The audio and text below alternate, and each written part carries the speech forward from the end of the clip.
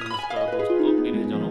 आज मैं आपको फिर एक छोटी टिप दूँगा कि हमारे हाथ में ना बोलते हैं पाँचों तीर्थ हैं। अब देखो, अब हम कभी भी जल अर्पण करते हैं, देवताओं को करते हैं, पितरों को करते हैं, मुनियों को करते हैं या खुद जल ग्रहण करते हैं, जब हम पूजा करने के टाइम में पवित्रम के लिए, है ना? किसी भी पूजा साधना के लिए। तो अगर हम जल को गंगा जल को हाथ में डाल के अगर हम ऐसे तीर्थ अर्पण करते हैं, तो इसका मतलब है कि हम देवताओं को अर्पण कर रहे हैं, उनको इस जलधारी से ही अर्पण करते हैं। और हम इसी में को गंगा जल को डाल के अगर हम इस तरीके से हम जल अर्पण करते हैं, जो ये वाली धारी, ये वाली जो रेखा है, इधर से हम अगर गंगा जल अर्पण करते हैं, तो हम इससे हम ऋषि मुनियों को करते हैं।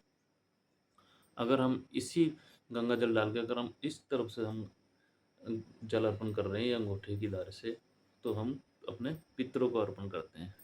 और अगर हम गंगा जल डाल के अगर हम ऐसे ग्रहण करते हैं ये वाली धारी से, तो हम समझ लो कि अपने आप को गंगा शुद्ध करने के लिए गल जल धारण करते हैं, मनुष्य के लिए होता है।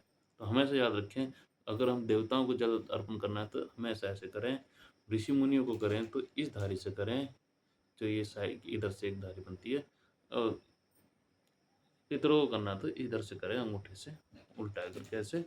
और अगर खुद गर्म करना हो तो इस धारी से गर्म करें, ऐसे करके। ठीक है? इसी प्रकार अगर हम तिलक लगाते हैं, तो देखो हमारे हाथ में ये उँगलियाँ दे रखी है।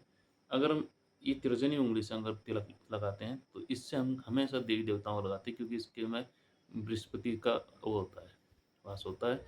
तो हम इससे हम देवताओं के लिए इस्तेमाल करते हैं, देवी-देवताओं को तिलक लगाते हैं। अगर हम इससे इस्तेमाल करते हैं, तो इससे हम पूजा-पाठ कर रहे हैं, तो हम खुद को तिलक लगाते हैं। ठीक है? इसमें शनि का वास होता है। अगर हम कुल पितरों की भी पूजा करते हैं, अगर कुल पितरों की पूजा कर रहे हैं, अगर उस उनको तिलक लगाना पड़े तो लगाएँ, तो इस वाले अंगूठे से उँगली से लगाएँ। इससे हम पितरों के लिए, पूजा के लिए तिलक लगाते हैं। अगर हम भक्तजनों को लगाना हो या परिवार में लगाना हो, तो फिर हम इस अंगूठे से लगाते हैं, ऐसे करके तिलक। ठीक है? और इसी प्रकार देखना कि अगर हम शिव जी के उपासक हैं, शिव जी की पूजा करते हैं, तो हम ये त्रिकोण वाले, उनको त्रिकोण पसंद है ना, तो उनको त्रिकोण वाले वो तिलक लगाए जाते हैं। कोई भी आदमी लगाता, अगर त्रिकोण वाला लगाता है, तो समझ लो वो शिव भक्त के है। अगर अगर कोई इंसान, कोई आदमी लंबे तिलक लगाता है, तो वो समझो कि या तो राम भक्त है, या श्याम भक्त है, या हनुमान जी का उपासक है। अगर कोई गोल वाला तिलक लगाता है यहाँ पे माथे में, तो वो माता रानी का उपासक है और माता रानी का पूजा करने वाला, विश्वास करने वाला है। तो आदमी हर प्रकार के इस्तेमाल करता है, तिलक लगाता है। अक्सर देखना आपकी ये गोल बिंदी लगाते हैं, वो समझ लो कि आप उसको, जो भी अगर माता रानी का भक्त है, वो गोल बिंदी वाला तिलक लगाए। और जो राम जी को मानता हो या श्याम जी को मानता हो, हनुमान जी को मानता हो, तो देखना हमेशा वो उपासक वाले होते हैं, उन्हें लंबा तिलक लगाना होता है, या साधना वाले होते हैं, उन्हें वो भी लंबा तिलक लगाते हैं। और जो शिव जी के होते हैं, शिव जी के बारे में अभी बताया है, उन्हें त्रिकोण पसंद है, तो वो हमेशा ऐसे वाले 3 वाले जो लगाते हैं। जब भी कोई केदारनाथ, बद्रीनाथ जाता है, तो देखना ये वाले तिलक लगाए जाते हैं, लगाते हैं, है ना?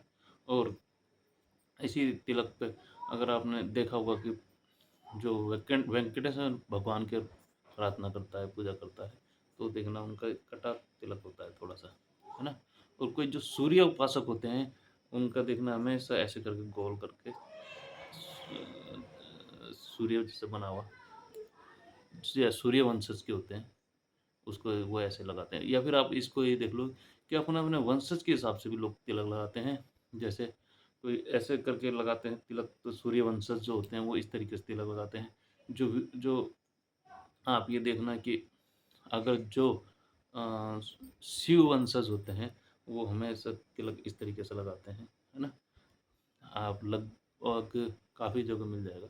और जो हनुमान वंशज होते हैं, या राम वंशज, या आपके श्याम वंशज, तो वो तिलक को हमेशा ये लंबे तिलक लगाते हैं।